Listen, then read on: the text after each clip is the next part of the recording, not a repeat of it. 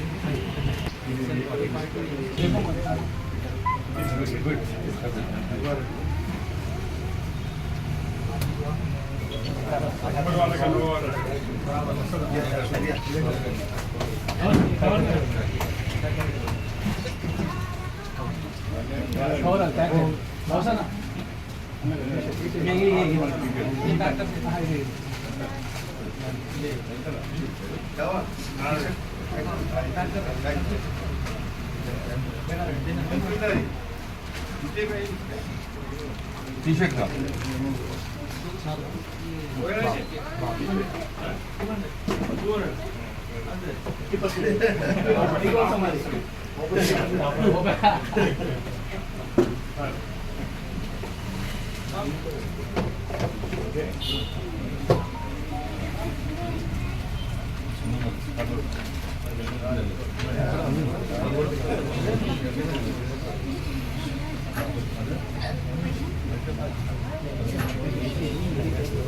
Meeting